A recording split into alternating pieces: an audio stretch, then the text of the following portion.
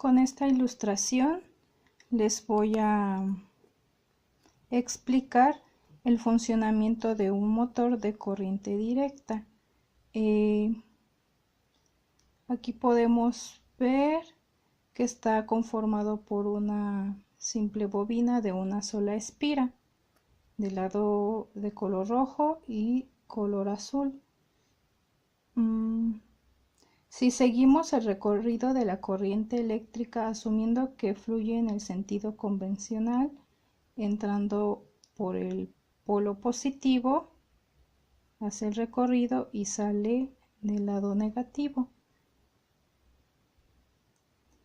Cuando en la mitad izquierda de la espira de color rojo se forma el polo norte, coincidiendo con la misma polaridad del campo magnético del imán permanentemente fijo al cuerpo del motor, se produce una fuerza de rechazo en ambos polos iguales, es decir, de este lado la espira agarra una polaridad de igual forma de este, entonces al tener la misma polaridad, polos iguales se rechazan, y de la misma forma acá como se ve en el lado azul.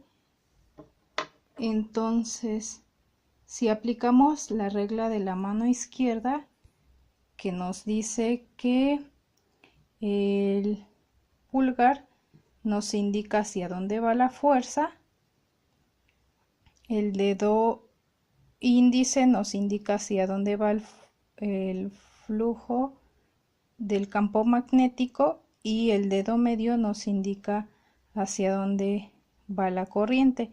Entonces, si observamos, aquí nuestra flecha verdecita nos indica hacia dónde se dirige la fuerza, que es hacia arriba.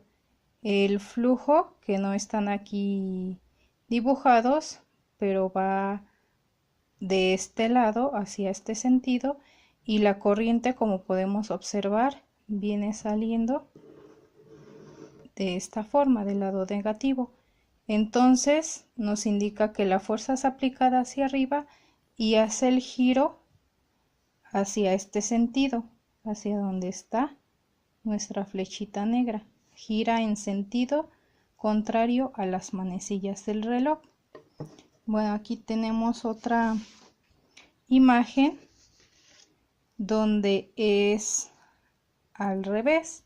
Nuestras polaridades, bueno, aquí entra, hace recorrido y por acá sale la corriente, son invertidos. Si podemos observar, aquí tenemos el negativo, ahora acá es positivo, y se aplica la misma regla de la mano izquierda, donde nos dice que el dedo pulgar nos indica hacia dónde va la fuerza, el dedo índice nos indica hacia dónde va el flujo del campo magnético, como podemos observar, va de este lado, y nuestro dedo medio nos indica hacia dónde va la corriente. En este sentido, aplicaría de este lado, así, de esta forma. Entonces aquí de este lado, si la fuerza va hacia arriba, esta espira giraría en este sentido, al mismo de las manecillas del reloj.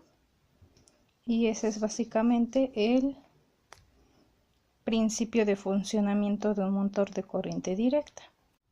Bueno, ahora les voy a explicar rápidamente las partes que conforman a un motor, empezando por los imanes, los cuales crean fuerzas magnéticas que interactúan con las fuerzas magnéticas variables que generan los electroimanes ubicados en esta parte, los cuales estos electroimanes nos crean fuerzas magnéticas variables que interactúan con las generadas por los imanes y hacen que el motor gire.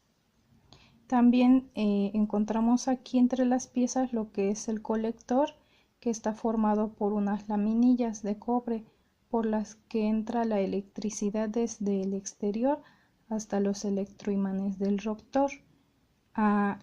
Las escobillas que se encuentran en este lado, en las cuales son piezas de grafito o cobre que rozan continuamente con el colector. Toda esta parte de aquí, todo lo que incluye el eje, el rotor, los electroimanes, el colector, este es nuestro rotor. Todo este conjunto de piezas del motor eléctrico que giran. En cambio, en diferencia con el estator, que estas se mantienen fijas. Y la carcasa, bueno, que es la parte que cubre a nuestro motor. Ahora vamos a ver la clasificación de los motores eléctricos, los cuales se dividen de inducción o asíncronos y síncronos. Los asíncronos se dividen en trifásicos y monofásicos, los cuales a su vez trifásicos se dividen en, bueno, podemos encontrar de rotor embobinado y de jaula. Bueno, vamos a explicarlos más detalladamente. Rotor bobinado, sus aplicaciones son accionamiento de equipos de traslación y elevación, puentes grúa, grúas torre, canteras y minerías, cintas transportadoras, trituradoras, molinos. Sus características de estos motores son regulación, velocidad y par, altos pares de arranque, son adecuados para enfrentarse a altos pares resistentes o de inercia en el arranque.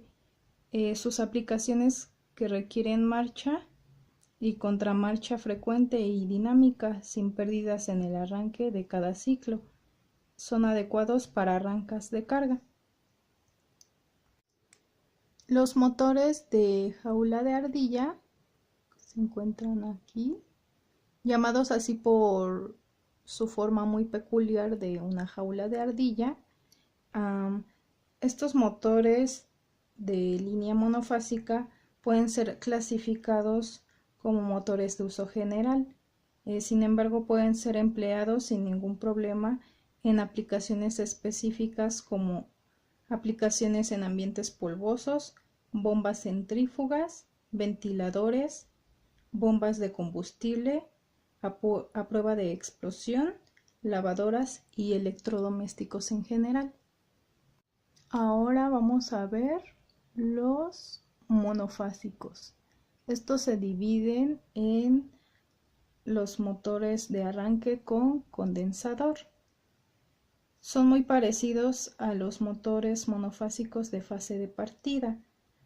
De hecho, estos motores son utilizados en máquinas como pulidoras, refrigeradores, taladros de pie, compresores de aire, entre otros.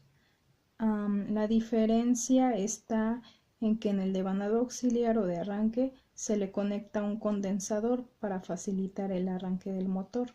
Estos motores tienen en su estator dos devanados, uno que llamamos principal o de trabajo y otro devanado que se denomina auxiliar o de arranque. El condensador conectado en serie tiene la capacidad de aumentar el par de arranque y por lo tanto facilita el arranque del motor. Bueno, aquí podemos observar el circuito equivalente de un motor monofásico de arranque con un condensador. Los motores de fase de partida. Estos los podemos encontrar en la industria y principalmente en los talleres.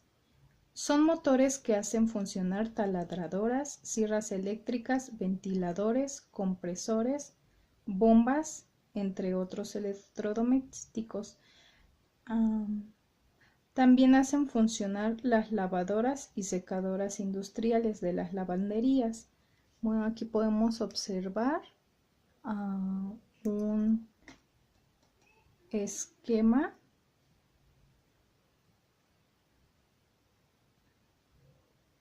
de un motor de fase de partida.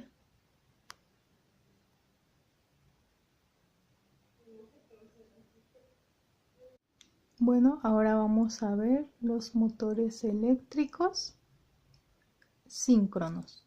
Se dividen en trifásicos y monofásicos. Bueno, los motores síncronos son máquinas rotatorias eléctricas que pueden trabajar como motor y como generador. Como motor convierte la energía eléctrica en energía mecánica y viceversa como generador. Las máquinas síncronas se utilizan en mayor medida como generadores de corriente alterna. Motores monofásicos de histéresis. ¿Qué es la histéresis? Es un fenómeno causado cuando los átomos de un material ferromagnético se alinean en forma diferente a la curva de magnetización. Es la energía que se requiere para que los átomos del material ferromagnético vuelvan a su posición inicial en el proceso de magnetización. Un material ferromagnético es el que se magnetiza fácilmente por sus propiedades, ya que las líneas de campo no escapan con facilidad. Este es un motor que usa el fenómeno de la histéresis para la producción de un par mecánico. El rotor del motor es un cilindro de material magnético sin dientes, protuberancias ni devanados. Por último, tenemos al motor de reluctancia, el cual Roberto Moncada, académico del Departamento de Ingeniería Eléctrica de la Universidad de la Frontera, define a este motor como un motor eléctrico de corriente alterna que realiza la conversión de energía basado en la tendencia natural de los materiales ferromagnéticos de alinearse con un campo magnético externo. El rotor de un motor de reluctancia no posee bobinas ni imanes, solamente hierro, mientras que el estator puede tener un bobinado de tipo concentrado, como el caso del motor de reluctancia conmutada o reluctancia variable, o bien del tipo distribuido como en el motor síncrono de reluctancia.